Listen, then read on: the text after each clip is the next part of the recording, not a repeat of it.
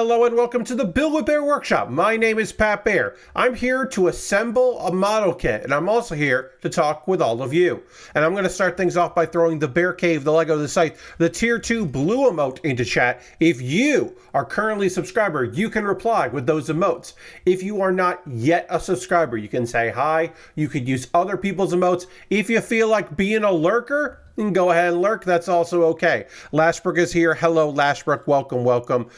We are currently... Oh, I forgot to put these back when all this stuff happened here. We are currently at Baboom, 23 subscribers. The goal is to get to 40. I shut up about how many subscribers I have when I hit 40 subscribers. But yeah, looks like we got a quiet evening here vis-a-vis live viewers. Hello to folks that are watching this on the Twitch VOD or the YouTube archive. Thank you very much, VOD watchers. But yeah, I hope more people come in because I'm working on this model kit. This model kit right here needs to be completed. I believe we will complete this tonight. This is the 1-to-1 scale sushi shrimp. Let's go to the overhead camera so we can look at that. This is the sushi shrimp. You can see it right here that I'm applying pieces of rice to this sushi. See that right there? I have a few pieces left. I have taken a couple of these out here.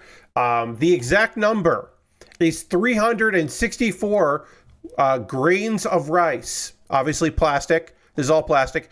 I did also get a new a bottle of liquid cement. You can see the old bottle here. You can you should be able to see that one of these is older than the other.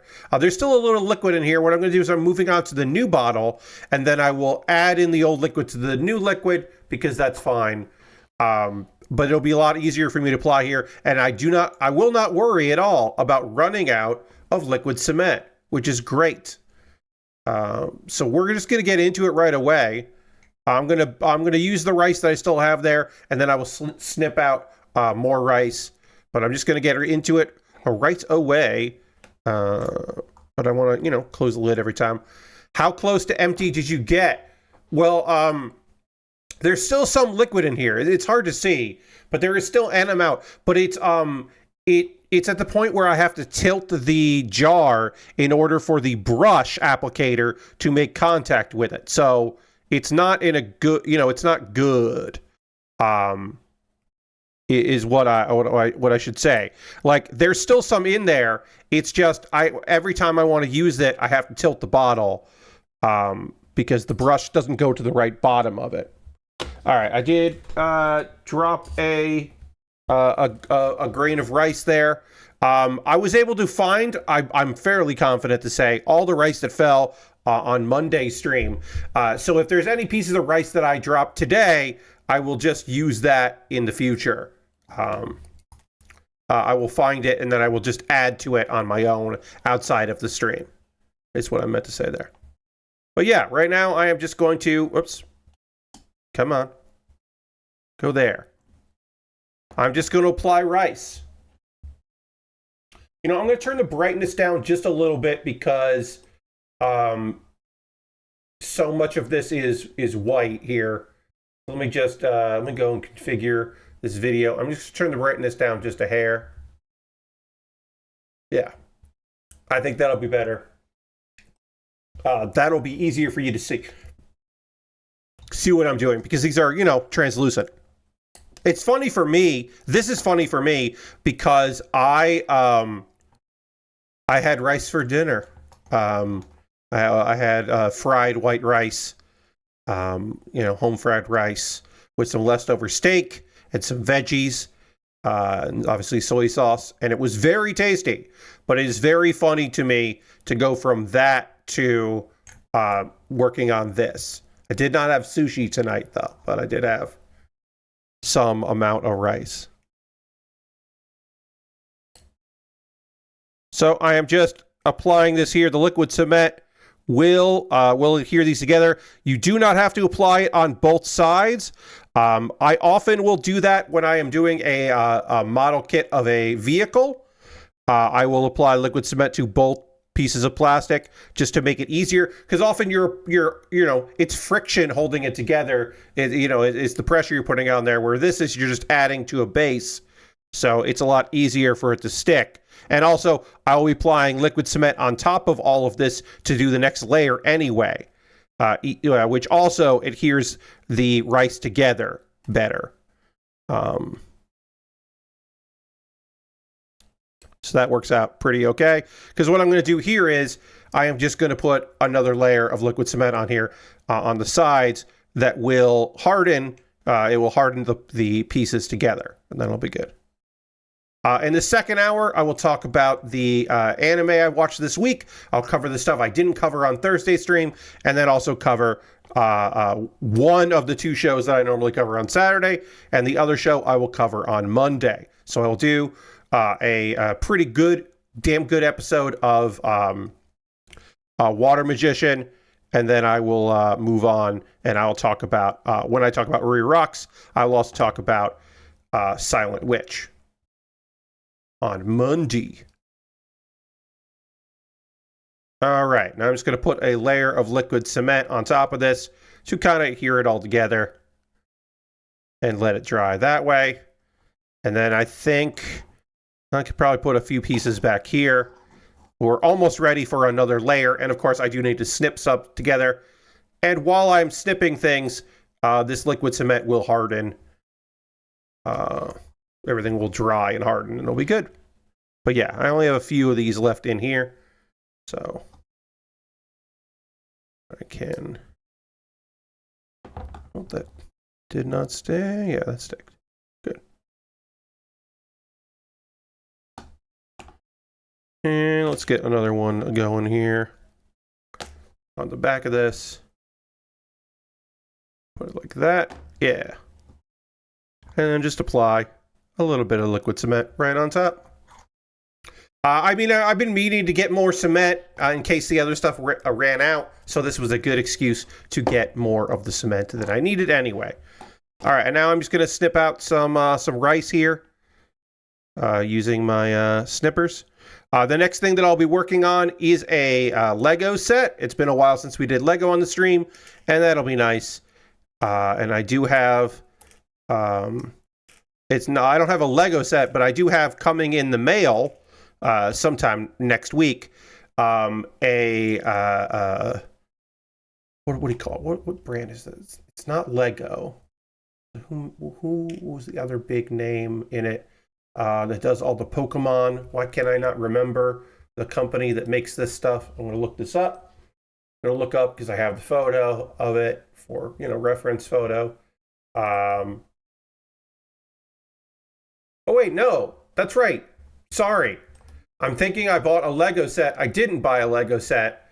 I bought a Bandai... I'm so used to having the Pokemon kits and put those together that I just thought I bought a Lego or Pokemon, not Lego, but a Construx, Mega Construx. That's what I was looking for. Jesus, Pat. I was looking for the words Mega Construx. I just assumed I bought one of those. I didn't buy one of those. I bought a Bandai Pokemon kit because Bandai does those. So yeah, I didn't buy a Lego set or a knockoff Lego. And it's maybe rude to call Mega Construx a knockoff, but they are another brick kit. But they're a respectable brick brand, whereas the other ones that we have built on this stream are not respectable. It's a bunch of bullshit. So yeah, now I'm just snipping some rice here while I let some of this, go. I probably won't do all the rice at once here. I'll do some of them, and of course, a few of these are not falling in there.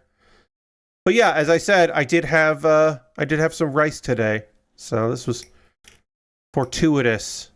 Made a stir fry up. Had some stuff that I wanted to eat, and I was eating alone tonight, so I went and made it happen.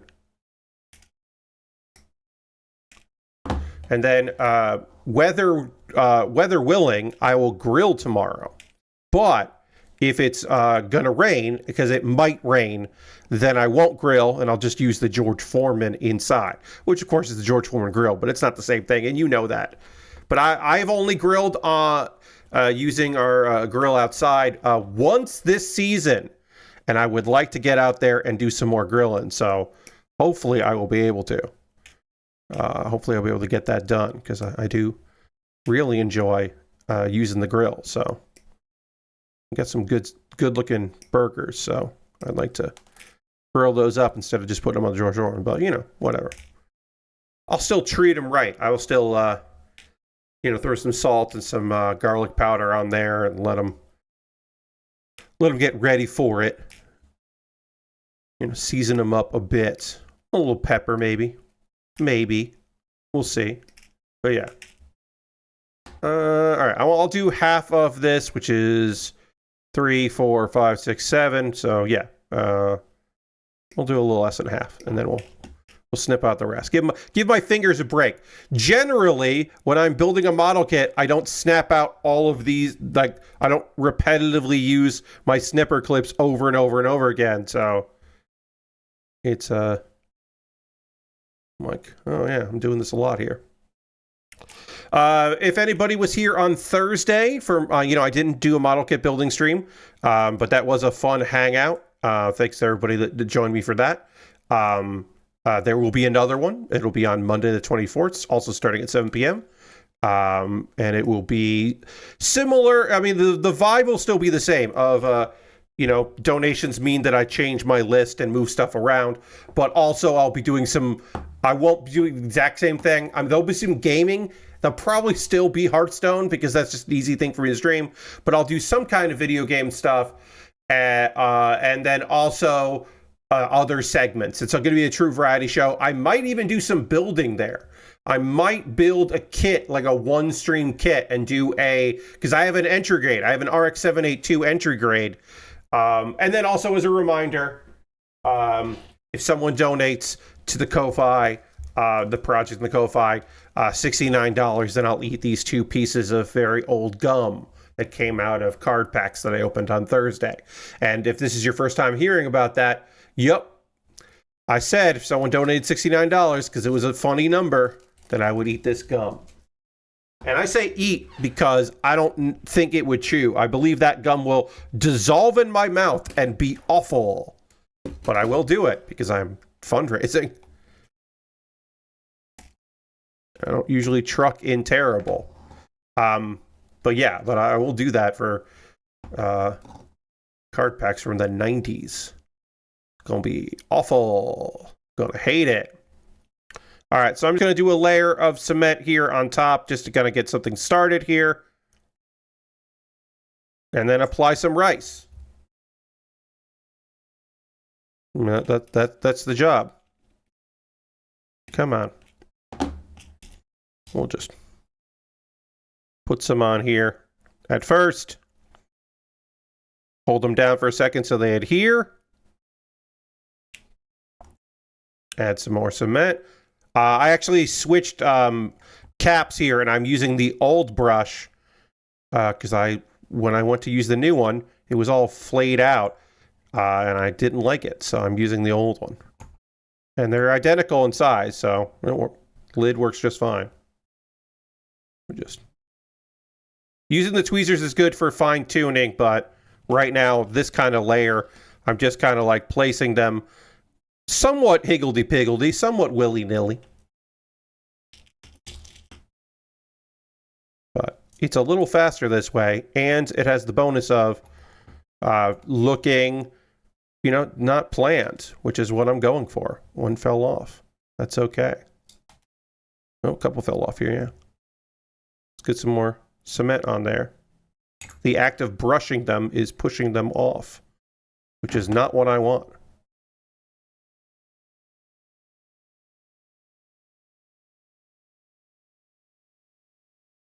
Okay. Get them on there. Come on. Let it harden up a little bit. Apply some more. Put some pressure on.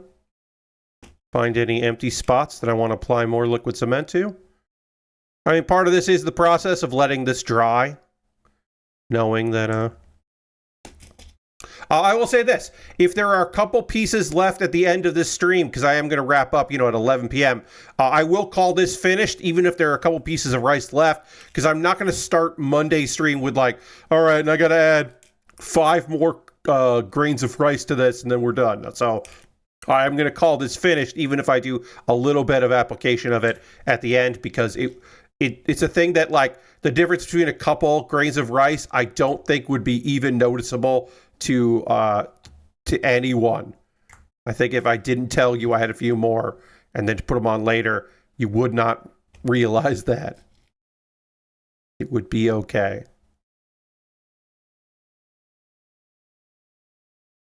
All right, we got some news stuff because we didn't talk about any gaming news on Thursday. So I do have a few things to talk about here. We'll start with some good kind of things here.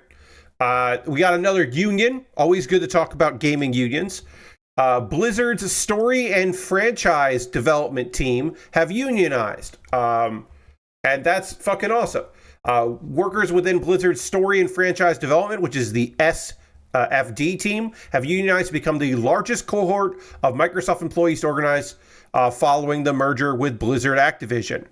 As you know, in order to get that going through, Microsoft took a neutral stance to unions, which is a much better stance than most companies in the United States, particularly in the gaming space. And plenty of groups within Activision, Blizzard, and in Microsoft itself have done their best to take advantage of that, supposed neutrality to get their shit together and get the union efforts going, which is awesome.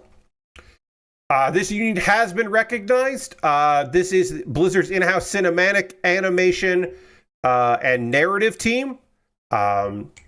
It produces trailers, promotional videos, in-house in-game cutscenes, and other narrative content. And it's apparently it is the first union of its kind in the North America game industry. So it is the first, of this type of employee or this type of team at a gaming studio in North America to unionize, and that fucking rules. Congratulations to all of them. It's awesome. They are part of the CWA, the Communication Workers of America, which is, I believe, what all gaming unions fall under, as far as I'm aware. This is Bucky Fit. Also, part of the reason I want to talk about this is because it fucking rules and unions are rad. But also, I could not take up. I could not take the opportunity. I could not let the opportunity slip by where I could talk about the name of the principal editor and mayor of the committee, Bucky Fisk, because Bucky Fisk, Blizzard employee and now union member, just has a phenomenal name. I mean, good on you, Bucky Fisk. You got a great name, and now you're part of a union. For more than a decade working at Blizzard, I've seen all the highs and lows. For years, Blizzard has been a place where people could build their careers and stay for decades, but that stability's been fading. With a union, we're able to preserve what makes this place special, secure our real transparency in how decisions are made, and make sure policies are applied fairly for everyone. To everyone, is the quote from Bucky. And that is true. Blizzard was one of those quote-unquote golden companies where people stayed for decades, and moved up within the ranks and only really left to start their own studios, that kind of a thing. And that certainly hasn't been the case. I mean, that was also not the case even before the acquisition, but it's been a long time since that's been true. But that was one of the big selling points of working at Blizzard, was people really liked working there.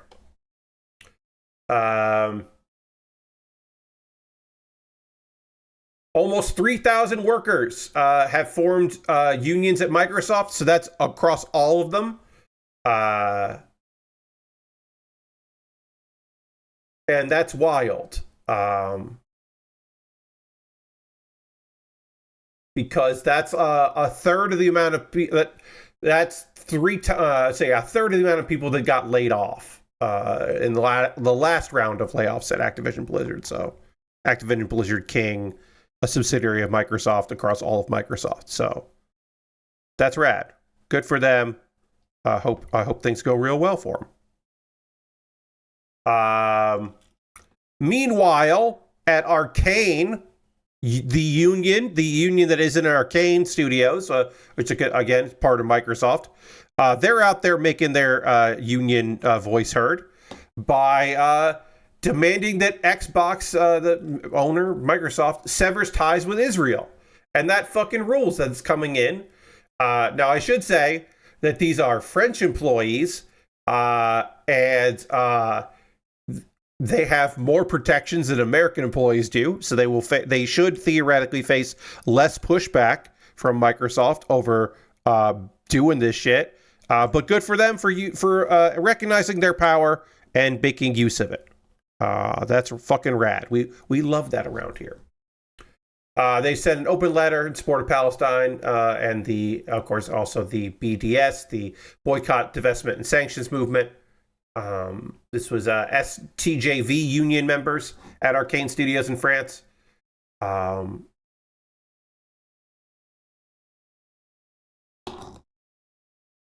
So that is cool as hell.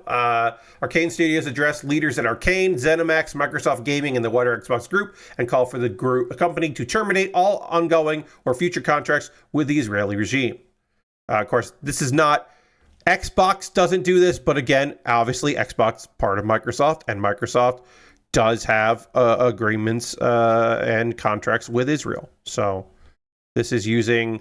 not in my name, please don't use the work I do here as part of your genocide, which is, reasonable. I would find that very reasonable myself. So good on them.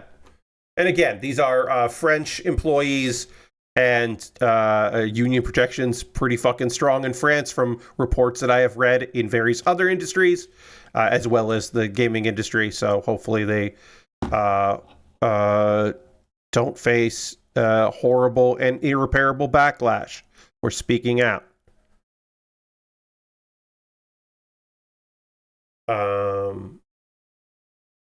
We'll see what kind of response we get from them on that. But it's cool.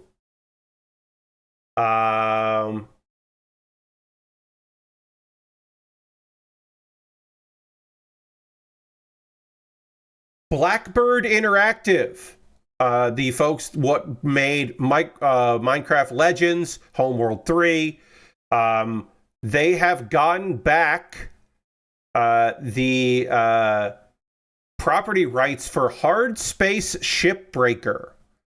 Originally, that game came out as part of marketing with Focus Entertainment. And because of that deal, as their publisher, they got partial rights to the IP.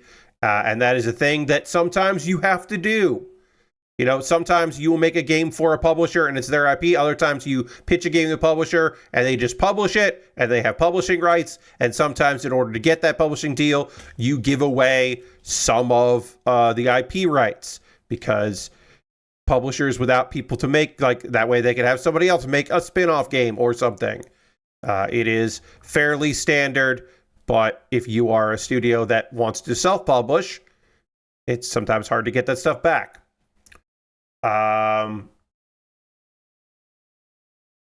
According to the announcement, Blackbird isn't ready to share specifics aside from there being multiple hard space projects currently in development.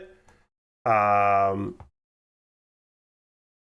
it looks like financial reports, we don't know how many copies of the game sold overall, but apparently they sold 500,000 copies in early access over a 2-year period. So that's the only number apparently for a game developer who wrote up this article that I am reading.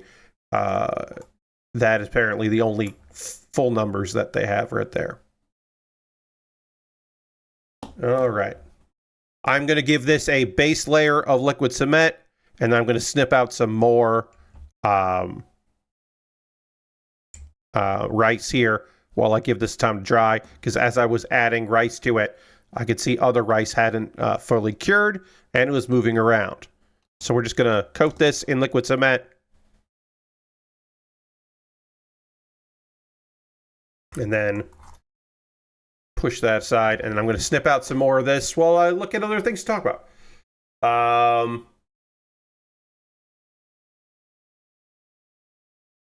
Let's see. Apparently, you know, I think I have reported on, or at least commented on, I should say. Commenting is probably the better word for that instead of reporting.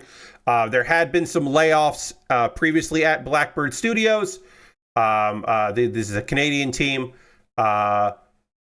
And the CEO, Rob Cunningham, became a board chairman instead of the CEO.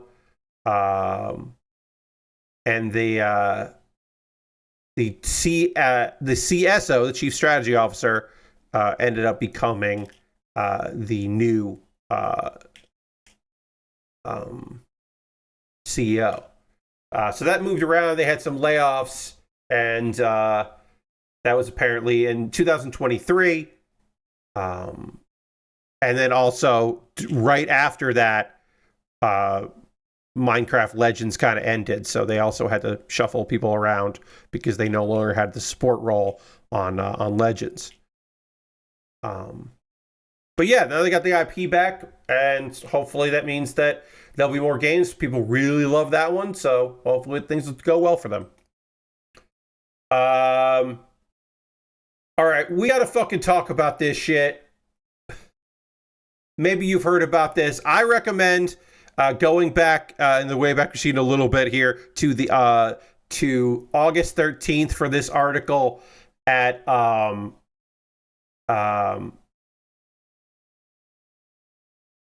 Kotaku. Attendees call Florida gamer convention a scam, but at least they had a camel to pet. I gotta go to the link here. There are multiple updates on this. Actually, the article is from the 12th, I should say. So early this month, there was the National Gaming Expo. The first time that happened in Florida, Tampa, Florida. They were going to have voice actors from Grand Theft Auto 5, Red Dead Redemption 2, Mortal Kombat.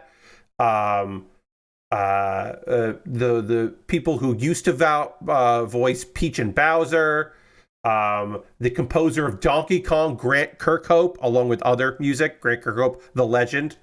And one thing that happened there was that some of those people weren't in attendance. And also, there were a lot of tickets sold for photo ops, and the staff photographer no-showed, or one of them no-showed. And then also, apparently, not a lot of anything to do. There was not a lot of games or gaming at this thing. Very few vendors, if any vendors. It just seemed like poorly organized. Apparently it was $40 for a single day ticket, which is ambitious for a new convention. $90 for the weekend. They expected 30,000 people, which just seems insane. Let's see. And also, there was a petting zoo. One of the big features was a petting zoo. Like I said, there was a camel. Floor was empty, maybe 10 vendors, according to eyewitnesses. Only panel that even happened was such a mess. Ned Luke, who's the voice actor, took over the MC's job because he didn't like how he was doing it. So apparently the MC of the one panel that happened got replaced by one of the actors taking over.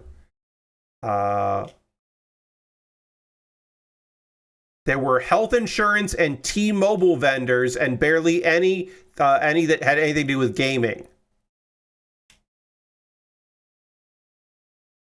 There was a petting zoo featuring a camel and a few other farm animals.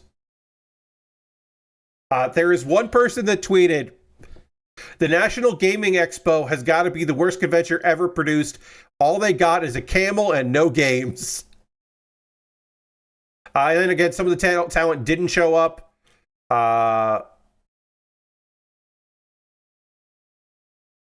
And then the paid photo opportunities with them and other talent were canceled due to one photographer allegedly hired by the convention not showing up. The convention deleted their Instagram account, and they locked their Facebook page, but the Florida State Fairgrounds, where this took place, had an event page up, and people are using that on Facebook as a place to complain. So don't worry, complaints were getting made. And apparently, the founder of this event, who goes by the name of Michael Wittenberg, formerly ran the National Vape Expo. He went from National Vape Expo to National Gaming Expo. Before it was shut down during COVID-19 pandemic, started the National Gaming Expo this year, just months after returning from a 1.5 year long stint in a Dominican Republic prison. So he went to prison for a 1.5 years, got out and said, I'm gonna do a gaming convention in Florida. He was arrested there in 2023 for international narcotics trafficking during a networking event at a resort after signing to accept 700-pound pallet filled with promotional items. But Dominican officials sniffed out pills, gummies, and cartridges containing THC, an active ingredient in marijuana. Wittenberg says the items in it were all federally legal in the United States, but they were in the Dominican Republic, my guy. You should know local laws. He goes, did I know for sure that stuff was in the pallet? No, but I thought it was a possibility. Was I stupid or ignorant? Yeah, I wasn't guilty. There's a difference. There isn't. Ignorance is not innocence, my guy, as you know, and you know that very well. But I guess you got to claim that you didn't know that shit. That's incredible. I've done major conventions with these products for 10 years and major convention centers across the country. And again, the Dominican Republic is not part of that, my guy. There had to be somebody in his life who was like, hey, you shouldn't do this. But I guess there isn't. There wasn't.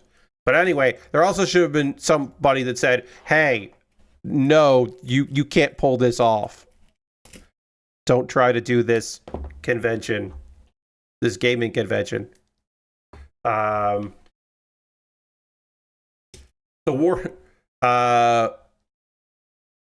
Which one is your favorite Gundam company? Anaheim or SNRI? I mean, and I'm not like, I don't know quite what you're asking. Like, yeah, I apologize that I don't quite know what you're talking about.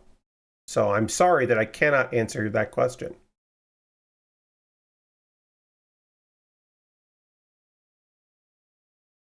You meant Mobile Suit Development Company. Oh, what?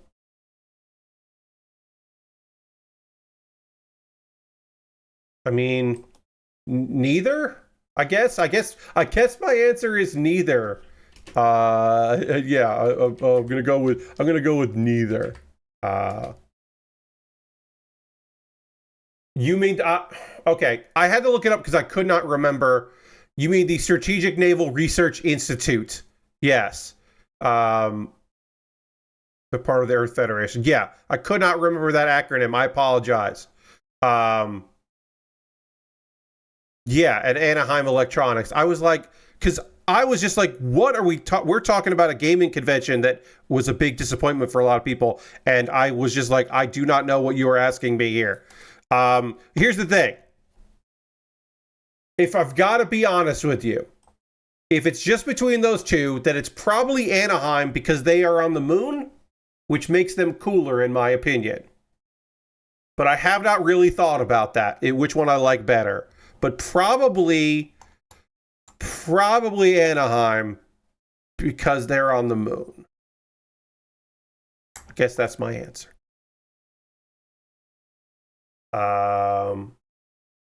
The person that ran this convention did respond. There was an update.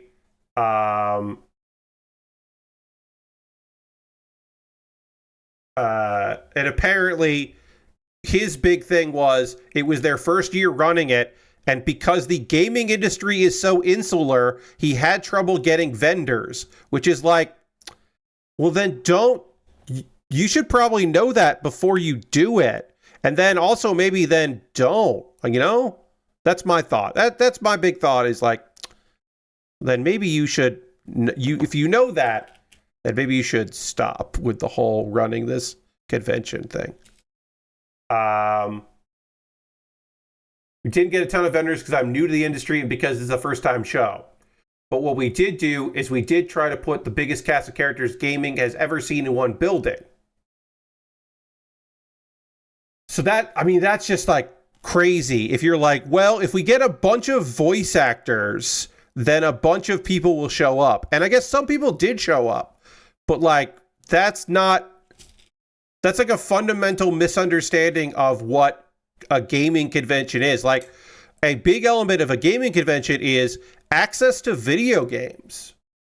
Like, nowhere in any of this, it sounds like they just tried to do a gaming focused, like, pop culture convention, which is not what people going to a gaming convention necessarily are looking for, because then they'll just go to a Comic-Con or something, or C2E2 or whatever. But if you say you're a gaming convention, people might expect that. So maybe you want to, like, I don't know, work with the local gaming crew or something. Work with a, like, retro store in the area. Something like that. Seems like you just tried to hire a go-between company to get a bunch of voice actors to come out and thought that would be it.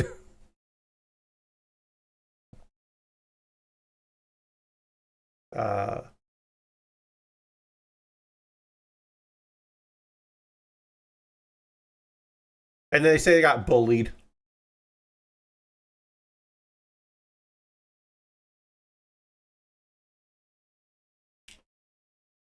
Apparently they got taken advantage of, which is just funny.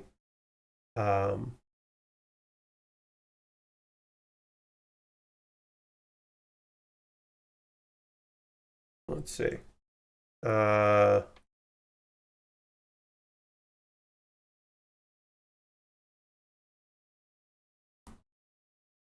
Let's see if there's anything else with this article, which was phenomenal, I should say.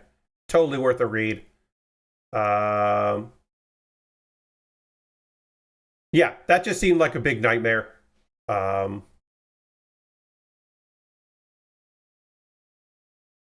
do not claim to be an expert on the following thing that I am going to talk to you about. I do not. I again must say, do not claim to be expert on this, but I did want to talk about this situation here. The state of Louisiana is filing a lawsuit against Roblox.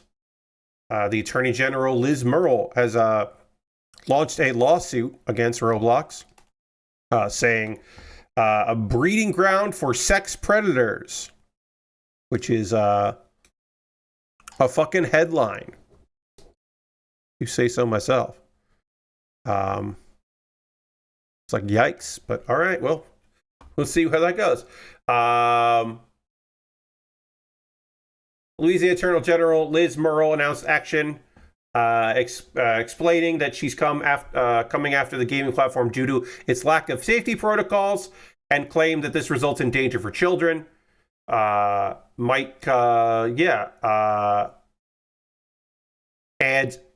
as noted, by Kotaku, in many other instances, that would be met with like, oh, okay, you're going overboard. But in the case of Roblox, it doesn't really feel like going overboard. It feels like kind of like, yeah.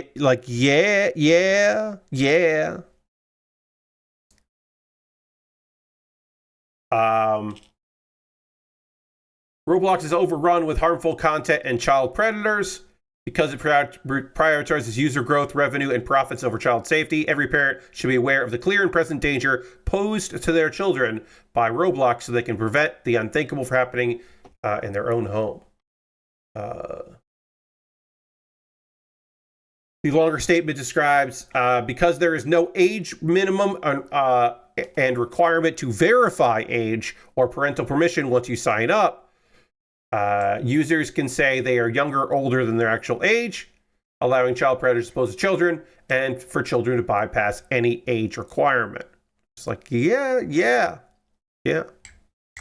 Once registered, users have access to millions of games such as sports, role-playing, naval, that's Naval, fashion and comedy, other games which have existed on the platform, including Escape to Epstein Island, Diddy Party, and Public Bathroom Simulator Vibe.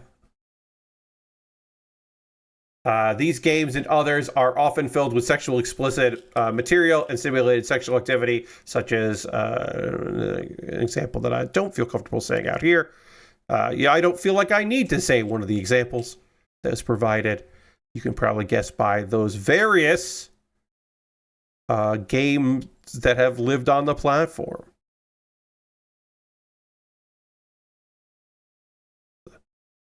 It's really fucked over there. And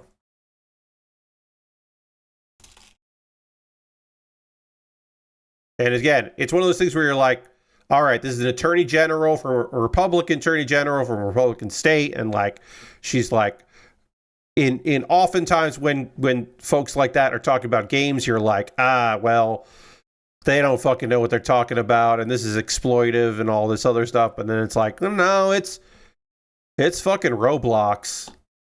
They probably ain't wrong.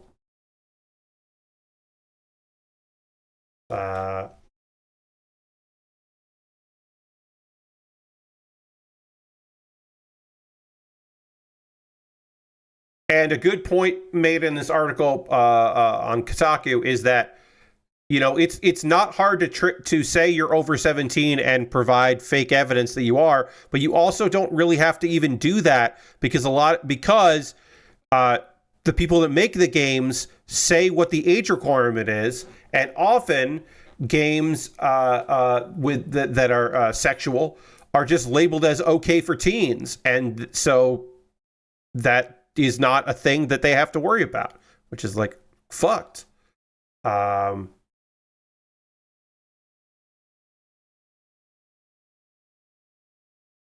Changes were made at the end of 2024 to add new options for parents, allowing them to prevent their under 13s from being able to use in-game chat features, and also stop children under the age of 9 from being able to use or access teen content.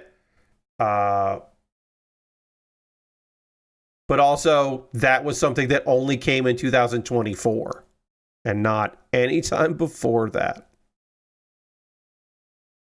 And Roblox has been a thing for a very long time. So you can understand why some people are like, that's not enough. And it also is crazy that it's taken this long for you to do any of those things. All right, I'm just applying some liquid cement, trying to get another base layer of down so that these... so this will cure here. We still have plenty of this to go. But I'll let this all sit here for a second, kind of let it cure together. Because what I don't want is like a big clump of this falling off because I didn't do a good enough job of sealing it all in. So we'll do that as well.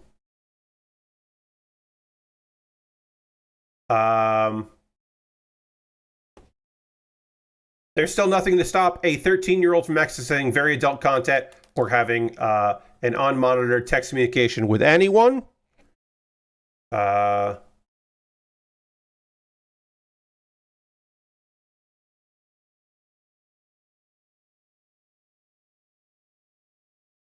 let's see.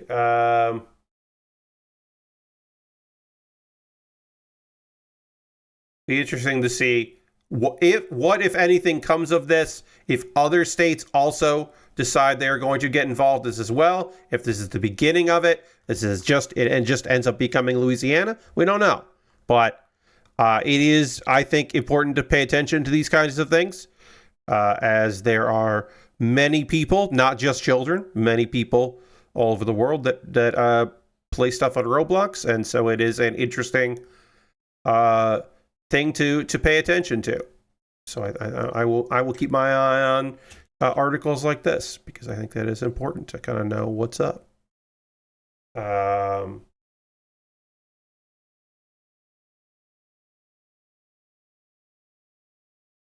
We'll see.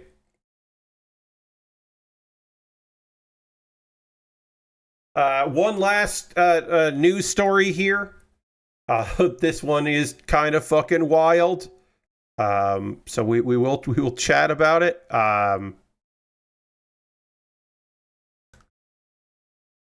There's Pokemon card giveaways as in McDonald's in Japan, and as with any Pokemon card thing, shit's getting fucked out there. Last weekend, Japanese McDonald's outlets attempted to include packs of Pokemon cards in Happy Meals. They ended 2 days early because people were buying Happy Meals and leaving the Happy Meals, taking the card packs, and then just leaving the meals outside of McDonald's. It was just like an insane waste of food that I think people should have seen coming, but apparently they did not. I think a lot of folks in McDonald's and Pokemon just thought that the Japanese folks would be better. They were not. It ended up running only on the 9th.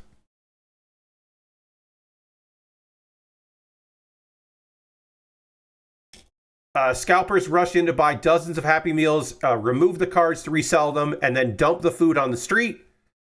And then they also almost completely ran out of cards because so many scalpers did this at so many locations. And then also the food started piling up, and the local police got fucking mad, as you might expect. And then this weekend they're trying again. And this time they're doing toys, which is probably for the best. One might imagine they shouldn't have done cards in this current environment, but they did try to do cards. And maybe they should have just done Pokemon toys. Lessons were hopefully learned, because Jesus fucking Christ. And that's it's currently running now, so hopefully things will be better. Also, they had to put restrictions in, which will mean that the actual targets will have a hard time getting it. We apologize for any inconveniences for McDonald's caused customers who look forward to dining with their children. And again, this is only in Japan. Forward to dining with their children, grandchildren, or friends due to these purchase restrictions. We continue to review and improve these sales methods.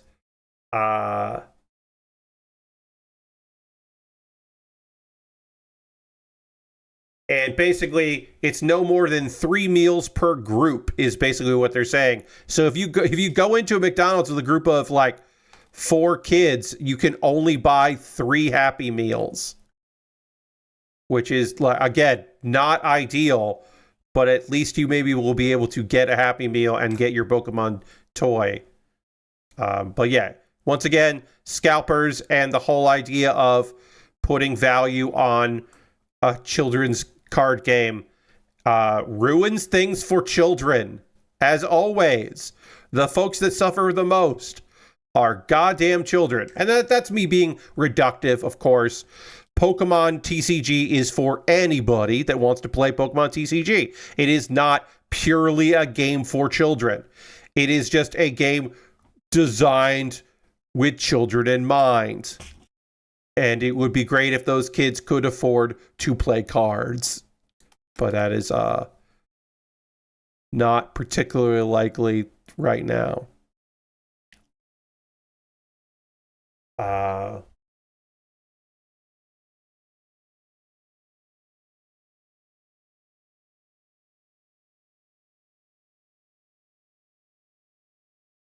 Seems real fucked.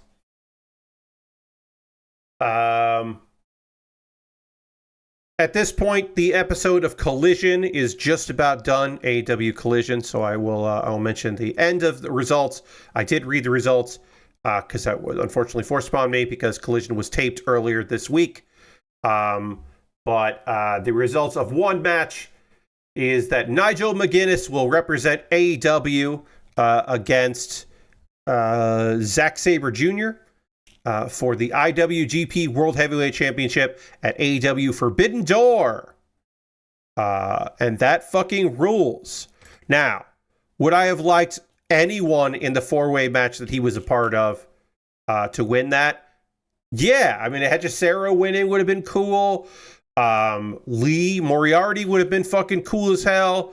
I want good things for Daniel Garcia, who is going to apparently be in the corner of Nigel, and I do wonder, are we going to see him turn heel on Nigel? I don't think that's what's going to happen, but at least that means that Danny will be somewhat involved in a thing. But like, yeah, sure, all right. That card right now is a 9-match card. There are confirmed right now, there will be pre-show matches, but right now there are 9 matches on the show. There are currently 4 women from AEW on the card, and then Persephone from CMLL, and then an unnamed right now member of the Stardom roster. So there are 4 women from AEW on the card, and there are currently for Eve, Pro Wrestling Eve, which is an independent wrestling promotion of the UK. They currently have 5 AEW women booked for their show that's happening that weekend. So they currently have more women. Now, do I think Willow Nightingale might end up on the pre-show? Yeah, I think Willow might have the pre-show. Maybe Chris Statlander and Willow will both be on the pre-show. I think that's like a totally reasonable thing. Mina Shirakawa is... I don't know if she's cleared to wrestle again, but she's at least back. Harley Cameron's around. People love Harley. So I could see some of the ladies who are not in the matches on the main card ending up in the pre-show. So that number might not stick. But right now, anyway, Eve has more AEW women booked than AEW does, which is shitty. Shitty. The card right now is Cope and Christian Cage. That's Adam Copeland under the name Cope, which I hate. It's terrible. But yeah, Christian and Edge and Christian are back together. Of course, not under the name Edge. Taking on Kip Sabian and Nick Wayne, the matriarchy. I assume that Mother Wayne is going to be there as well, but we don't know. Can't confirm that. Hangman Adam Page will defend the AEW World Championship against MJF in a match everyone saw coming. Hey, Lord Crashington, but I'm excited for anyway. I think that'll be a quality match. I think those two work really well together. I think that's great. And also, I don't expect MJF to win, and because I would like Hangman Adam Page to have a nice long reign. So that is a good way to get that, I think. Zack Sabre Jr. defending against Nigel McGuinness, as I mentioned. Kyle Fletcher is taking on Himuro Takahashi for the ABO TNT Championship. So that's another of the... he is from New Japan. That'll be a fine match. I think Himuro is good. I think Kyle's definitely retaining. Mercedes Moné puts her title, just her TBS title, and none of her other belts, apparently, just the TBS title, up against Alex Windsor, newly on AEW, and one of the only other Brits on the card. Persephone from CMLL, and as I said, an unnamed person from Stardom. Mercedes to retain, most likely. Timeless Tony Storm is taking on Athena. Maybe Athena wins. I would just fucking love it so much if Athena won. I think Tony Storm rules. I don't think Tony Storm needs a belt. I think Athena winning would be fucking cool as hell. I think Athena should have beat Mercedes. I know why she didn't at All In, but I think it would be cool if she won this one. Okada Okada versus Swerve Strickland. It's gonna be good. Hurt Syndicate, Bobby Lashley, Shelton Benjamin versus Mercedes and Athena have faced before. That was not at All In. My apologies on that. I said that wrong. Hurt Syndicate versus the Eliminator Tournament winners, who are either going to be Brodito or they're going to be FTR. I imagine it's FTR, and I imagine FTR wins so that Cope and Christian can face them. And then in a lights out steel cage match, which is a New Japan Pro Wrestling thing, which is basically they're like, it's an unsanctioned match. Basically, it's like, oh, the lights are out, the lights are on, but the lights go out and they come back, and then that match happens. We've got the team of Kenny Omega, Kota Ibushi, Darby Allin, Hiroshi Tanahashi in his last match in the United Kingdom because he's on his retirement tour, and Will Ospreay versus the Death Riders, Claudio Castagnoli and Jon Moxley, the Young Bucks, Matt and Nick Jackson, and Gabe Kidd from New Japan, who is like a hired gun and has worked before with the Death Riders. Wheeler Yuta not in that match, but we'll still probably get involved. A lot of people for one cage. It's going to be a big cage, but yes. I imagine the Death Riders and company win, and that leads to a Jon Moxley versus Darby Allin match at All Out, because All Out is around the corner, and they also have to start figuring out matches for that. So that's my guess. My guess is that also happens there. And then that also leads to like Golden Lovers versus Young Bucks, perhaps down the line. What Will and does, I don't know. If you're like, Tanahashi should win in the UK, but he's going to be back in the UK. This might actually be his last one. We'll see. All right, I have more rice to apply, but we need to take a pause for the cause, which we're going to do now. And I'm going to apply some liquid cement just here on the top of this. Let this all cure while we're talking about other stuff. And then when I come back, I'll be ready to apply the rest of this rice and finish this up. So I'm just going to hit this with some liquid cement here and let it all cure together. And then I got to look at it and see where I also need to put more rice, because I've got more rice to put on there. But I'm going to let that cure while I talk about other things. I'll go through this fast because we are small but mighty here tonight, which is okay. If you are currently a subscriber to the Baer Workshop, you can throw the Bear Cave, the Lego, the Scythe, the Tier 2 blue emote in chat. Being a subscriber is the easiest way to support what I do here through Cash Money or your Prime Gaming token. So if you are a subscriber, you can put those emotes in there, and I appreciate that. Being a subscriber, easiest way to support me through Cash Money or your token, as I mentioned. You don't have to do that, but if you'd like to become a subscriber, that would be rad. You get cool emotes. You don't have to see ads during the stream. You don't see the pre-roll ads. And also you're supporting me and you let me keep doing this nonsense, which is nice. You could gift a sub. We are currently at 23 subscribers. The goal is to get to 40. I shut up about how many subscribers I have when I hit 40. You could become a subscriber if you want to become a subscriber. You could gift a sub. You could do bits and coins. We've had only one person do bits this month, which is okay. It's fine. It is legitimately okay. But there are other ways to support what I do here through Cash Money, if you wanted to. Like, you could join my Patreon at patreon.com/PatBear. Over my Patreon, there's a $1, $3, $5, and $10 tier, and there are different rewards for the different tiers. Consider joining me on Patreon if you would like to. My $10 patrons voted on what I'm building next after I'm done with this, and they get videos early. There are different rewards for different tiers. They picked what I did this past Tuesday. So yeah, there's a bunch of incentives for being over on Patreon. And so yeah, consider it. Also, I have a YouTube channel, youtube.com/PatBaer, and over on my YouTube channel, you can subscribe there for free, of course. You can also become a member. And over there, memberships are just $2, and you get my Wednesday videos on Tuesday. I put out a new video every Wednesday, and you get to see that early if you're on the Patreon. So consider, not the Patreon, you're on the YouTube memberships. Consider jumping in on the memberships. You could. Those are monthly ways to support me. If you want to throw $1 or $2 in the tip jar, you can always go to my PayPal or my Ko-Fi and make a direct donation. And everything that I make through direct donations through YouTube, which includes AdSense, so watching my videos helps me out. Have one of my videos on in the background, and you're helping me out there.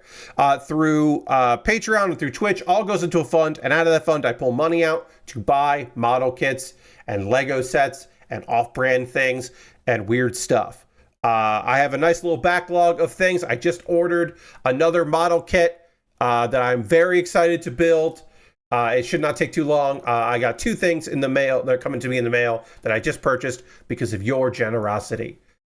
So thank you very much, past yous, for helping out present me's. The kit I'm currently working on was bought by Chris off my Amazon wish list. If you would also like to do that, you buy something on my wish list, it comes to me in the mail, of course. It jumps the queue and becomes the next thing that I work on. So if you want to do that, you can. And also, you get a dedicated YouTube video about the thing that you purchased for me. I've got model kits and Lego sets, inexpensive kits, expensive kits, kits that go on sale all the time, kits that are not on sale, that don't have free shipping or whatever. But yeah, if you see something on the wish list you'd like to see me put together, you can always pick that up. But yeah, I picked up a model kit of a Pokemon, and I also picked up the Dragon Ball Daima Mini Goku and Mini Vegeta 2-pack because it was on sale. It dropped in price, and I was like, damn, I want that. So I got it. But yeah, there's all kinds of things on the wish list. See if there's something there that you're like, oh, I'd love to see Pat build the G-Reco G-Self with the action pack. I'm going to pick that up. That's just an example. Or if you're like, I'd love to see Pat build this knockoff Ghostbusters Ecto 1. This knockoff fake Lego. This brick kit. You could buy that, and I'll build that. The style Ghostbuster card. That's Ghostbuster 2 words, because it's not a licensed product. Or if you want to see me build a robot out of Lego and get me the Lego 3-in-1 space robot toy, which is a robot, a spaceship, or a dog, because the 3-in-1, you could buy that. There's a bunch of things and things. If you see something there you'd like to see me put together, pick it up. My alternative to Amazon is Throne. There's not a lot on this Throne wish list, but it's nice to have an alternative to Amazon, so see if there's something there that strikes your fancy. And then, of course, if you want to help me financially, but it needs to be convoluted and a fucking nightmare, go to USA Gundam Store and buy a gift card there. You can then buy a gift card. You'll buy a gift card. They'll send you an email with the gift card code. Then you can send me a whisper on Twitch or a DM on Twitter or Blue Sky or Mastodon with that gift card code. And then I will use that gift card code to buy something from USA Gundam Store.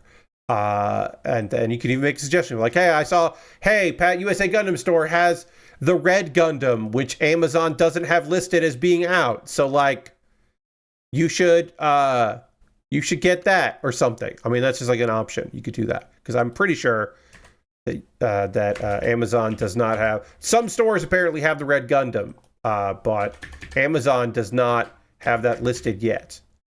I believe. I'm gonna look this real quick. Yes, they're still on the pre-order. They still have pre-orders up for it. Apparently, it will not be available just to purchase on Amazon until the 30th of this month. But they're in some stores. So yeah, you can do something like that.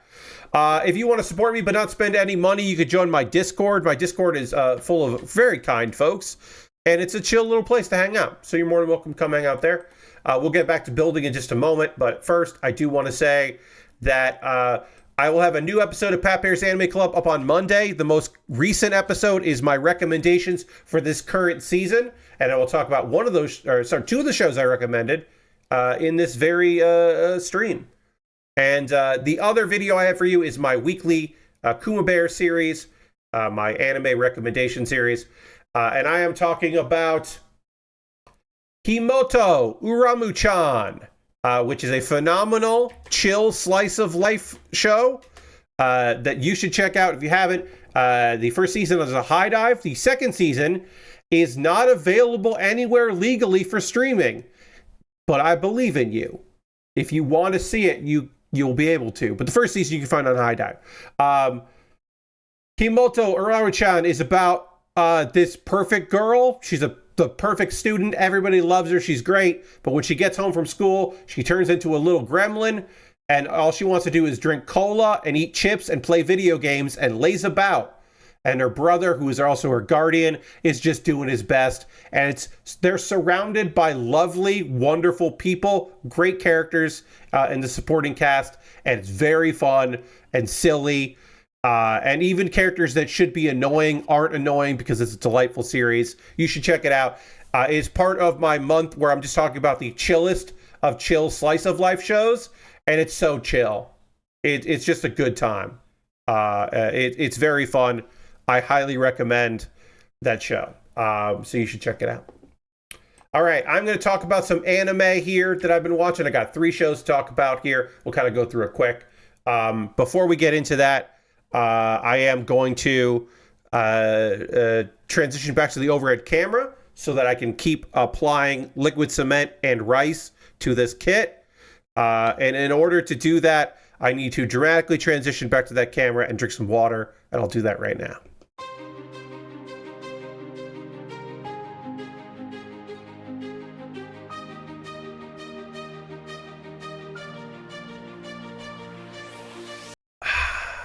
All right.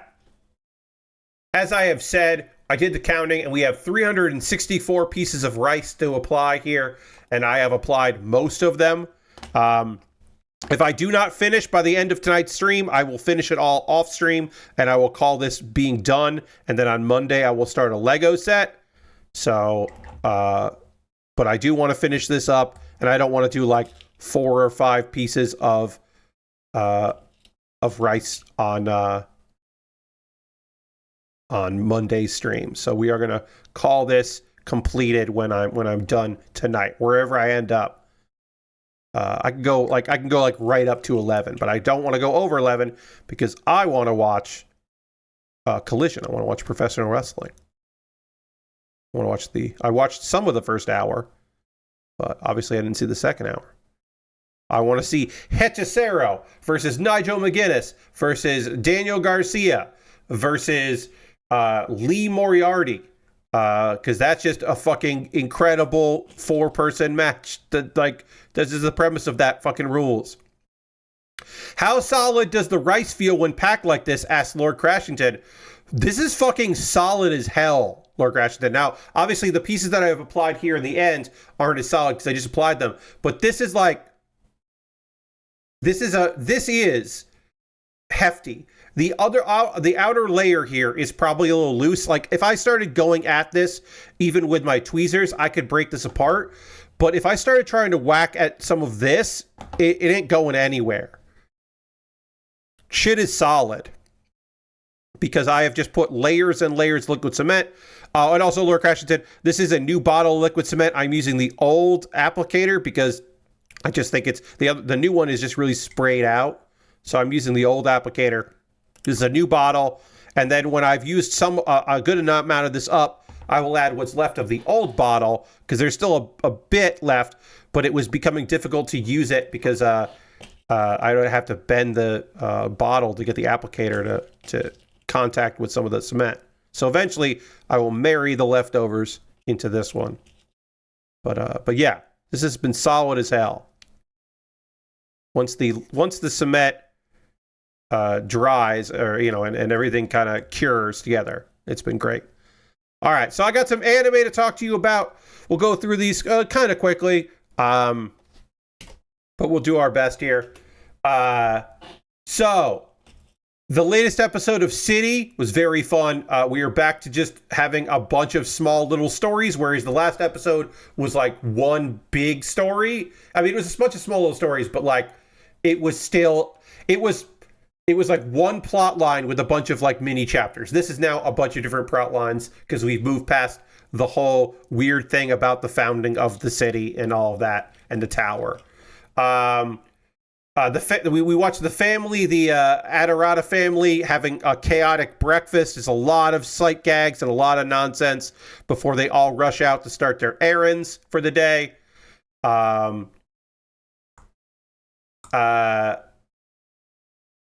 Nikakura is confronted by the fact she runs into the city high school, the city South high school's soccer team, and how they like don't have any motivation and they lack determination to win. And she gets really mad about that and starts yelling. Meanwhile, the father, the doctor of the family, fakes his death so that he can find out how Subarishi feels about him, which is really fucked up. This is a very lighthearted show and silly, but also that's fucked. But yeah, fakes his death and then overhears. And then he wakes up to reveal, hey, it was just a prank, bro. And then Subarishi is fucking scared shitless about that. And then we go to the manor, which we saw a lot of in the previous episode. And we have Todoroki and Kamaboko talking about releasing the manga. One of the reoccurring gags in this series is the plight of the canceled but then uncanceled manga Mr. Bummer. And they're talking about releasing Mr. Bummer as a dual manga with another series. Because they saw another manga kind of using Kamaboko's style. And they were like, oh, we could pair these together. And that might be a hit. It might benefit both. And also, by putting them out together, maybe the series won't get canceled again because he's still really scared about his manga getting canceled because it was only Mr. Bummer is my dad's name. Because Mr. Bummer was only uncanceled because other books got canceled and they needed it to exist. So it only saved from being gone because of that. Then we have Wako submits photos for a photo competition. Rico and her classmates have a quiz and try to do that quietly and not have people get caught cheating or anything like that. Quiz is over, but then also they have to do a makeup exam. So it's like, hey, you finished the quiz. You finished in time. Here's the makeup exam because of previous shenanigans coming to bear fruit.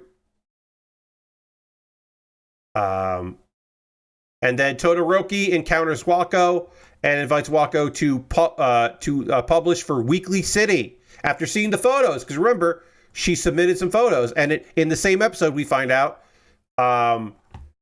that she entered this competition and gets offered a job and says no thanks. And then at the final scene, the characters whose gimmick is they are overly dramatic with one another, Echan and Matsuri, the ladies who are not lovers and are best friends but are like way over dramatic, as I've said, they have a tearful goodbye because Echan is leaving, and they sit on the edge of a river, and the episode ends without something silly happening. Will it happen in the next episode, or was this actually a moment? I don't know. It's just silly and fun, and it's animated beautifully. It's such a great adaptation. Kyoto Animations, they got a hit on their hands. It's just gorgeous to look at. I love it so much. I'd recommend it.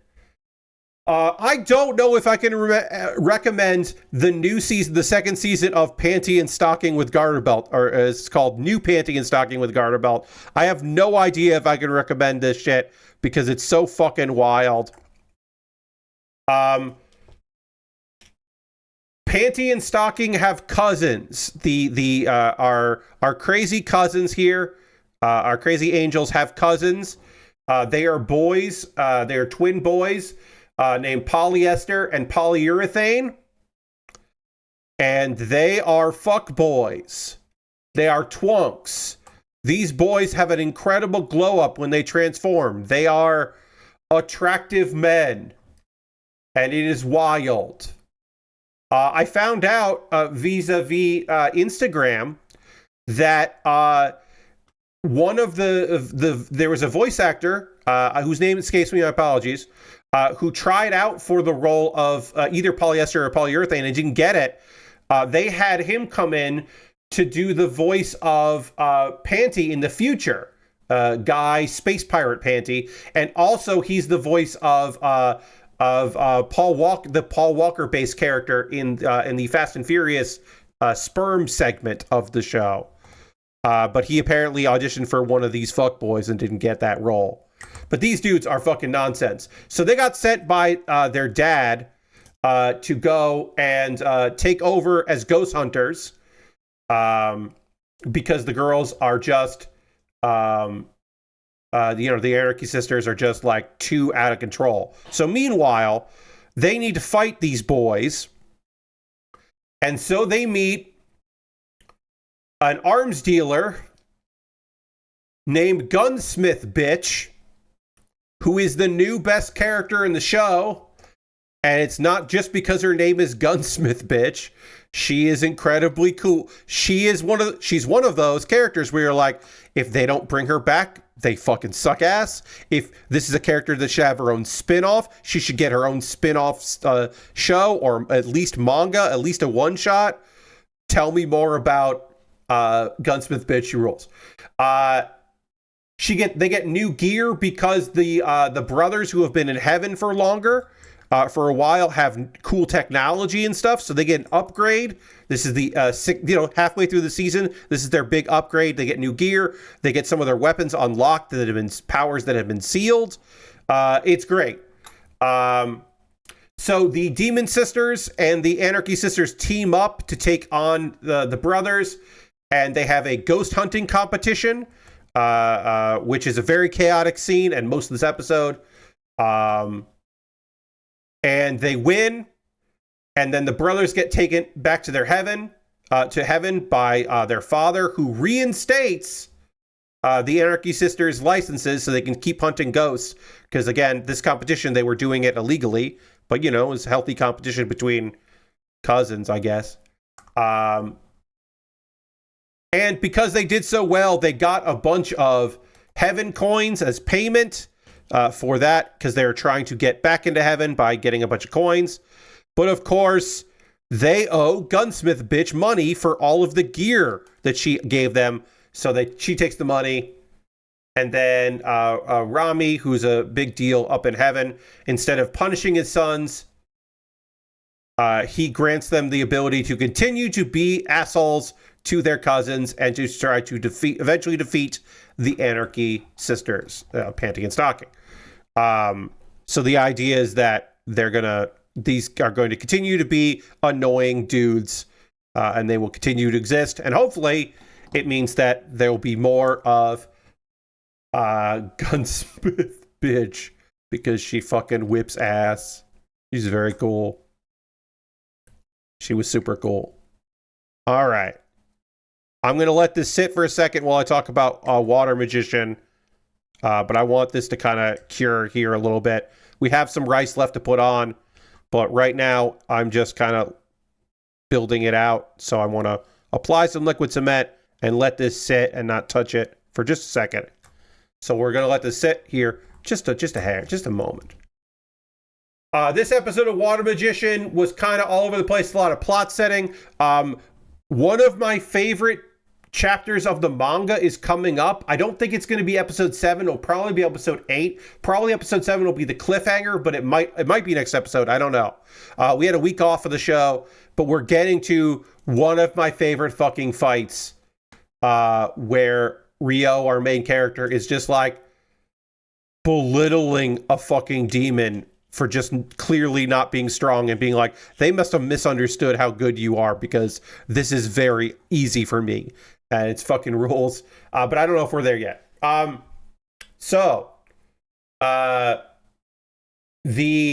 was the dungeon stampede that happened, which they called, what do they call it? The boar? Is that the tidal boar? The tidal boar happened, which is just a different way of saying that it was a stampede. And so there's an investigation. The dungeon is currently closed.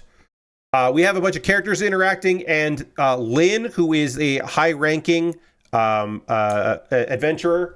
Oops.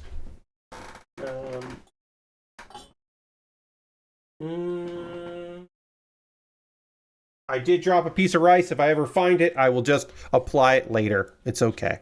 It's all right that I lost a little rice, but I lost a little rice. It's okay.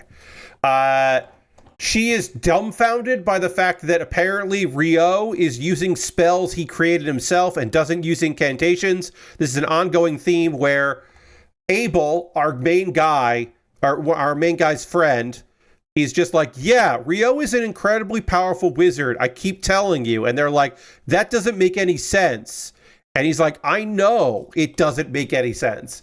And later, Abel is just like, hey, don't ever, if you ever, for whatever reason, if you ever have to fucking fight him, immediately give up, because he's a good dude and he might let you go. Like, immediately surrender if you have to fight him. And if you're ever in trouble, fucking find him. Like, if I'm ever in trouble, like, find him. Because this tidal boar thing we had, if he had been here, it would have been fucking over. Abel is just convinced that, like, it just would not have been a problem. There are a bunch of adventurers. There's also a bunch of knights around, and some of those knights are being fucking assholes. Phelps, who is another high-ranking guy that we've seen, he was, turns out, is the son of the former head of the Royal Knights, and he is a noble, but he's acting as an adventurer. We'll maybe learn more about Phelps in the future. We don't know why, but some adventurers from a neighboring city try to attack Ryo. And again, we don't know why they tried to do that. But he fucking knocks them all out using ice that just, big chunks of ice just fall on their heads. And they are completely and utterly unprepared for that kind of attack. It's very fucking funny. It's very short. Later, the knights that got disrespected by Phelps try to go and attack him. And his assistant burns them all alive. They are all fucking, they are frozen and in place with poison, and then they are set ablaze, and there is nothing left of them. And it's one of the most brutal things that has happened in this show. It was really fucking brutal and pretty fucking awesome. Let's see what else happens in this episode. There's the scene that I talked about there where Ryo was like, hey, if you're in trouble, because we are introduced to a character named Natalie, who gets a has a message because Abel and his party have to go into the dungeon. The dungeon has been locked because of the tidal boar, but a bunch of people outrank the guildmaster, and he has to open it up for an investigation. And Ryo is part of this group. Abel and his team are there. Ryo's not involved. He's just studying alchemy and just hanging out and doing his thing.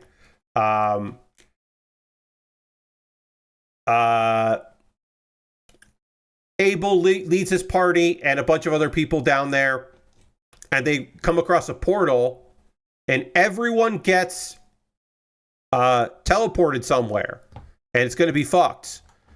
It was not part of the plan, and that's our cliffhanger. What happened to Abel and his party? We like Abel. We like the people he's with. And Ryo isn't with them. What the fuck's happening? We'll find out soon. We'll find out next episode, I should say. Again, this is not necessarily the chillest of series, but it's a slow burn series that I really, really like. If you were looking for a fun isekai where the main character is overpowered, but he had to work to get there, this is a really good isekai. And some scenes are like just head talking scenes, and you're like, oh, they're just trying to save money on the budget. But that's what it is in the manga as well, and the light novel describes them as just like conversations. But when the action happens, clearly money is being spent on this series for the action scenes, and it is well worth your time and energy because it fucking whips ass. I really, really like and highly recommend The Water Magician.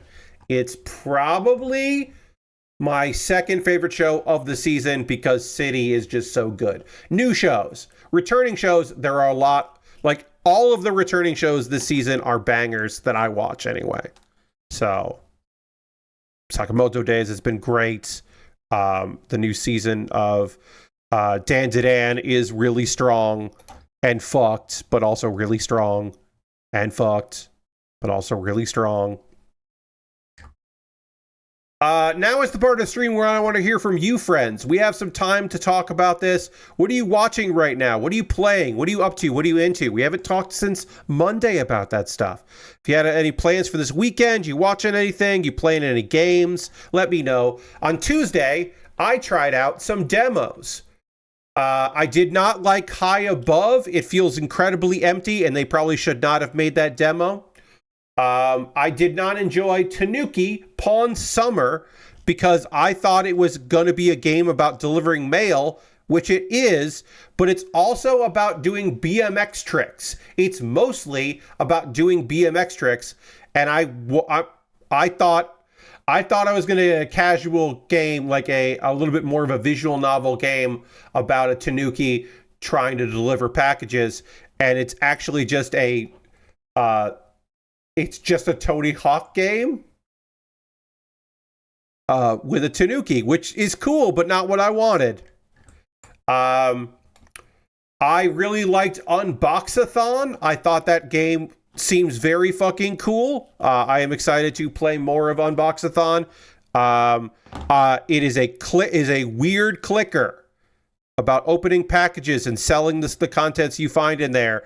And there's definitely some kind of meta layer that I'm not quite understanding that seems unbelievably nonsensical in a way that I was like super into. I thought that was pretty good. Lake is good for a delivery sim. Laura Crashton, you're right. Lake is a good one of those. That is a good one of them. Yeah. That's what I thought Tanuki Pawn Summer was going to be, and it's not that. But it was still fun. Just not what I was looking for, not what I was expecting. And then my favorite demo was Is This Seat Taken? It was so good that I bought the game, and I'm playing it next Tuesday. I plan on playing the full game next Tuesday because I really, really liked it. I just thought that was so clever and so fun. That I look forward to playing the full thing. It is a puzzle. You have people that have wants and needs, and you have to facilitate them as they get onto public transportation, and then also just seating charts. It is a seating chart puzzle game, and it fucking whips ass, and it was so goddamn fun. I really had a good time with it. I highly, highly recommend Is This Seat Taken? Watch my stream on Tuesday. Laura Crashton says, if you haven't played the Christmas DLC for Lake, it's a great time. I have not played that. I should do that. Maybe I'll do that around Christmas time. Save it for Christmas. Other games I've been playing. You know I've been playing Nubby's Number Factory. And you know I've been playing Hearthstone. I played both those things on Thursday on stream, as well as just in my daily life. I played those. I'm still having a ball with Power Wash Simulator. With Nubby's Number Factory, and having a great time still. Just goofing around and having a real good, silly, stupid time with both those games. Hearthstone was a heartbreaker for me today. I lost like 6 games out of, I think, 9 that I played today. That was a heartbreaker. Just not getting it together, running into some bullshit decks. Was really feeling the burn there. I should probably, before it's over, I think tomorrow I'm going to play the Tavern Brawl is like dual class, where you can play cards from two. You can play one class and also cards from one other class along with it. And there's been some interesting combos there. I really want to put a deck together. I want to try to put a deck together with like I want to do a version of my Death Rattle deck, but with Death Rattles from another class. My Rogue Death Rattle deck, because I feel like that would be fucking bonkers. Because there's a lot of Death Rattles that would be great in that deck that would completely break that shit. So I'm thinking I might try that. All right. I've applied the last grain of rice here. All that's left to do is get this to actually sit. It's sticking to my fingers and not this. So I'm putting there. Pull it off. Try to press it down with the metal here. Okay. So I'm now going to coat this one last time with liquid cement and lock it all in. As I said, there was one rice grain that fell. Oh, I found it. Hell yeah. Thankfully, this opaqueness actually makes it kind of easy to find. So I now have applied 364 grains of rice on this goddamn model kit. And I am now going to dump a bunch of liquid cement over this to let the whole thing cure. And then it'll be done. We finished it. But yeah, if anybody's got anything that you've been playing, you've been watching, listening to music, let me know. I do love hearing from you about that stuff. Last one says, I did check out Nubby's Number Factory demo, and I don't think it clicked with me how to get good yet, but I finally understand what the hell is happening. Today I ended up doing a double feature of movies about awkward teens, and watched I Like Movies and Bottoms. Bottoms was definitely the winner of the two. Very funny. I've heard very good things about Bottoms. I should check that out. Yeah, Nubby's Number Factory, it's just Peggle with a bunch of weird fucking bullshit. And some of the bullshit is good bullshit, and some of the bullshit is bad bullshit. And figuring out what's good and what's bad it can be hard. And then sometimes you'll get a combination of things and you're like, this is the only way to play. And then you'll get another combination of things to go, this is the only way to play. And then you also, when you complete the regular Nubbies run, or when you play enough, you unlock the ability to have different Tonys as your supervisor, and regular Tony doesn't do anything, but other Tonys do fucking shit. They do some weird shit. So you can get some weird Tony things like Tony Jr., who gives you gold right at the beginning. Gold coins at the beginning. Or like Octotony. Or the Tony that gives you 200 gold at the very beginning, but you can never get any gold ever again. So you gotta be really good about your gold. Lord Crashington went to the 35th anniversary showing of the original TMNT movie that still holds up very well. I think it does, yeah. They showed some behind the scenes stuff before. Ooh. But all of that started right at the Showtime listed of the movie. For the movie that was rad to see in 2025. Nice. Yeah, I mean, I saw that movie again maybe 10 years ago, and I thought it held up very well. I went to a screening in New York of TMNT, and that was very fun. It was a late night screening, and people were fucking amped for that shit. It was very cool. And then I went to see that screening with someone who would go on to voice Donatello in one of the cartoons. And that's fucking weird. I went in a group, and Ben Schwartz was in that group, and then he would go on to become, shortly after that, Donatello for a bit. And that's just a weird fun fact. That's just a weird truth statement. Just life is weird. I think that's it for video games. I haven't checked in a while in WWE 2K25. I should check back in on that. Because I'll probably run some matches of that on the Monday stream that's coming up as one of the game things that I'll be doing. But I have not looked at that game in a while, and I hope, well, one, I hope they put in newest added, because they didn't do that for a very long time for searching. But if they haven't, it's been a long enough time that hopefully there'll be some new characters for me to download, because part of the fun of that is to get more nightmares and more weird shit. But again, because my computer, OBS, and that game don't all love each other, I will most likely have to record those things in advance, just in OBS. And I think that'll be fine, but I'll just record those ahead of time and then stream it out. Well, stream out the video.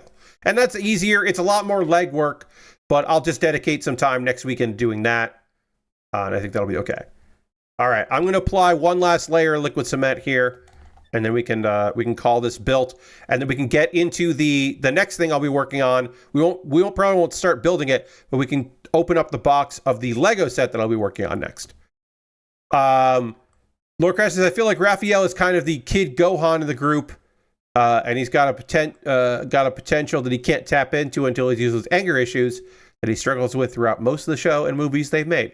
Yeah, Lord Crashington, Raphael is the guy he is the angsty teen. They all have different personality traits, and Raphael is the bad boy. That was his, he is the guy that thinks he should be the leader, and he is mad that he is not the leader. And second guesses and goes out on his own. And there's a stretch in the comics where he wears a completely black suit so that he does not look like the other turtles, and so that he can kind of forge his own identity. And that does not necessarily work out great for him. But yeah, Raphael has got got to tap into got to work on the anger. Whereas Michelangelo's down earth, maybe a little dumb, kind-hearted. I feel weird that I don't remember what my favorite turtle as a kid was, and everyone else does. I feel like I did like that he goes out to see critters in the movie and thinks it's shit. Yes, does not like the movie. Lashbrook, that happens. Like, my favorite was always Donatello because one, I think a bow staff is a cool weapon. It's got a lot of reach. I like bow staff. And two, I think he's just fun. I think Donatello does machines and is cool and fun and a dork, and I like him a lot. Lord Crashin likes Mikey. Totally understand. Michelangelo is the skateboarder. He's got nunchucks. He loves pizza. They all love pizza, but he loves pizza. He's a party dude. I get it. All right, I'm going to take 2 photos of this.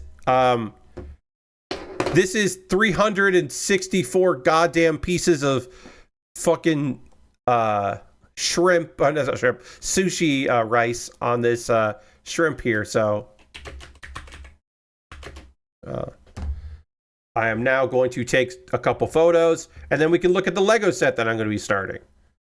Because we won't get much progress to the Lego set, but we can look at it.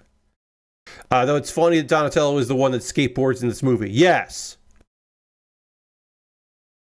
I'm going to take 2 shots of this. I'm going to do it like this here. It'll look like that. Oh, tail up. All right, this does not lay flat, which is fine. I wasn't expecting to lay flat. And in fact, I do want it to be at an angle because I think that looks cool that way. And then we'll just do the flipped over photo.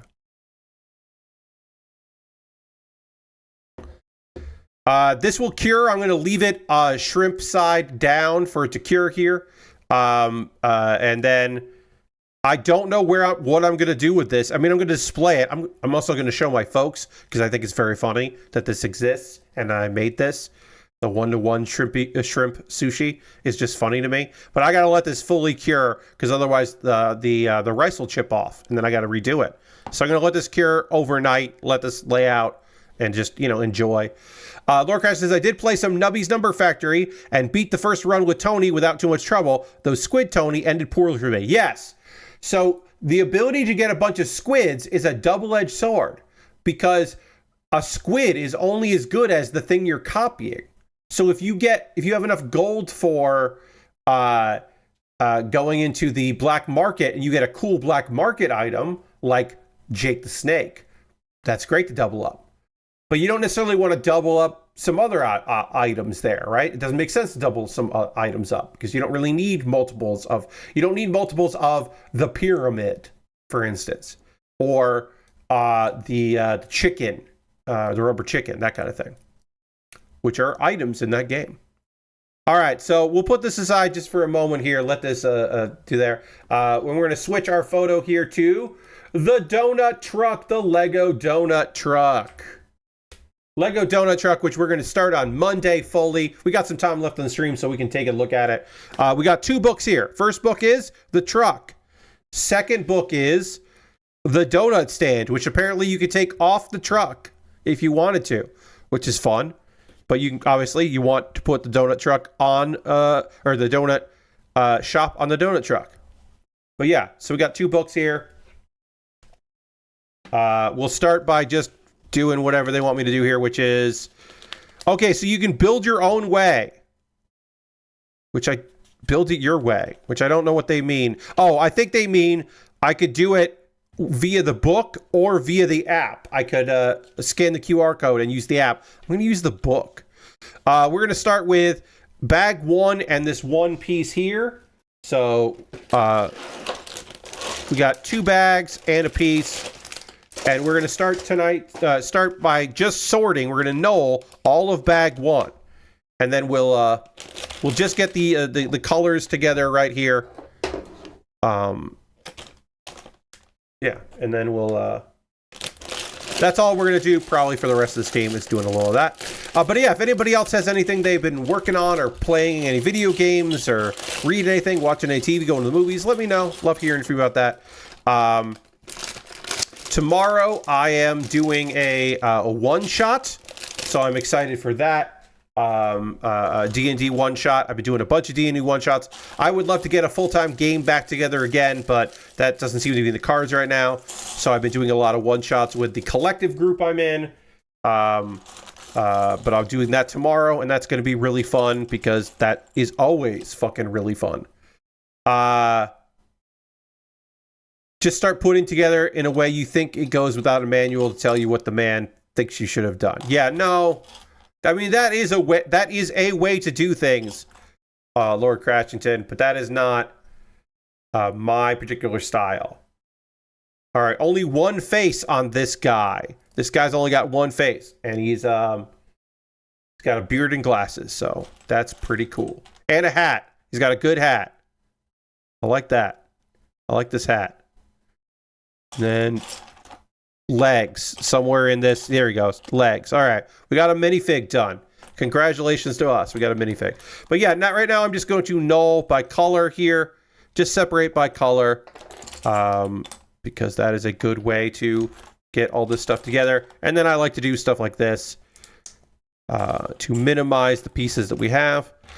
This is a 196 piece kit. We will do most of this on Monday. Most of this will get done on Monday. Is my gut feeling on this. You know, might be a little bit more, but most of it will get done on Monday. And that's totally okay. I'm fine with that. But yeah, tomorrow also I'll be watching some wrestling from Tokyo Joshi Pro Wrestling. They have their show in Japan tonight, our time tonight. Tomorrow for them, and so I'll watch that later, and that will be real good, I imagine. Semifinals of the Tokyo Princess Cup tournament. I don't think that Arisu Endo is going to pull it off. I think it's going to. If she wins the semifinals, I don't think she's winning the finals. I think the finals is Shoko versus Arisu Endo. Not Arisu Endo. Shoko versus Yuki Arai. But I think Shoko Nakajima is going to win the whole thing because it makes sense. Because Shoko beat the champ in the tournament. Well, obviously non-title, but she beat the champ, and winning the tournament gets her a title shot against the champ. So I think Shoko versus Mizuki makes a lot of sense, even though Shoko is the tag champion, and I also want to see them defend the tag belts more often. But it is what it is, friends. Sometimes it just be like that. You don't get to see a lot of the all of the matches you'd like to see with the champions. Also, I think if Arasu fucking won this whole tournament, it would be goddamn wild. But I don't think she's gonna. I don't know. But I have a soft spot for Arasu Endo because she is a great underdog wrestler who's come a long way and is strong and cool and fun. And like a lot of wrestlers, not all, but a lot of wrestlers in TJPW, clearly very gay. We appreciate that around here. Around here, we think that's pretty rad.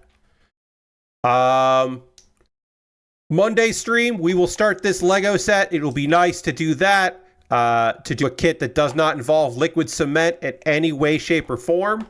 That's nice. We've done a lot of model kits lately. Obviously, the sushi was different than most of the things that I have built on this channel, but it was still, you know, a model kit. I look forward to not breathing in a little bit of byproduct of liquid cement. That's good. I'm excited for that. Did I use enough of this to pour the rest of it in there? I might have. I might have to wait on that.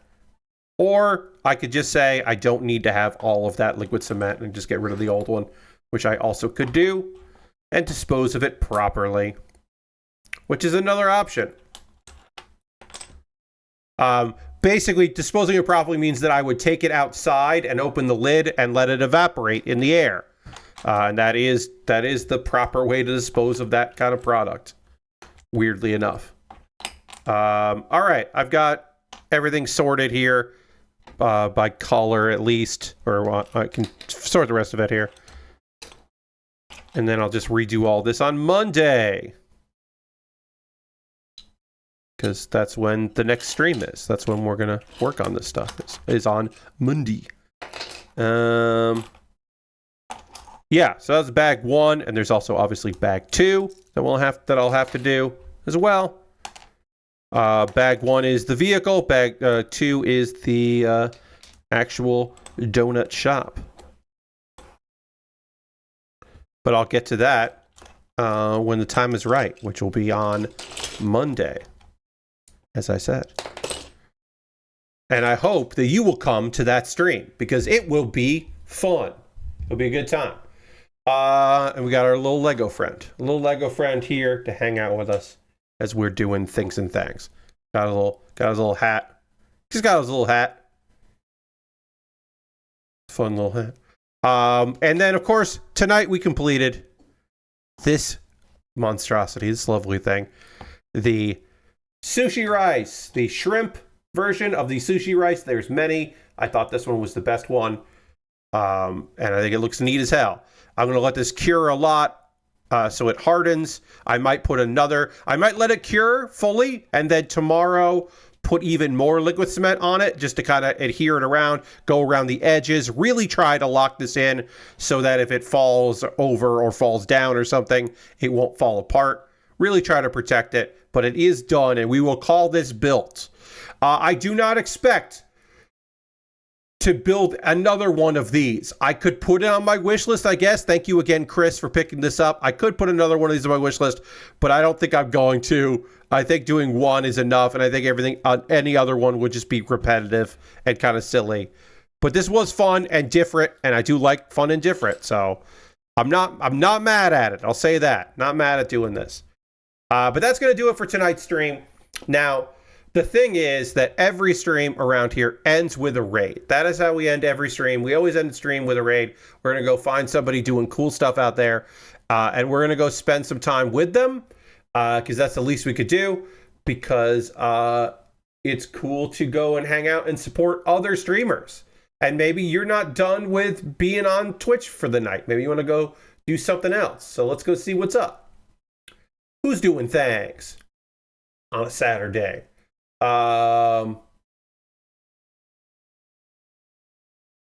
Let's go see what's going on at Giant Bomb Forever. That is a thing that I often like to do, a little blast to blast. Steve Kim's on the stream. It's an unprofessional Friday from May 20th, 2016. And Steve Kim Fob Washed is hanging out with Dan and Jeff. And that's fun. And this video is almost over, but we'll go there now. And that sounds like a good time. Let's go raid that. Feel free to come along on this raid as we see a blast from the past and hang out over there. I hope you will come back on Monday at 9 p.m. Eastern as I build some Lego and talk about anime and video games and wrestling and all kinds of things and things. It'll be fun. I'd love to have you over there. Thanks so much for being here tonight. It means a lot to me. I'll see you in the next one. Goodbye, everybody. Goodbye, goodbye, goodbye, goodbye, goodbye, goodbye, goodbye.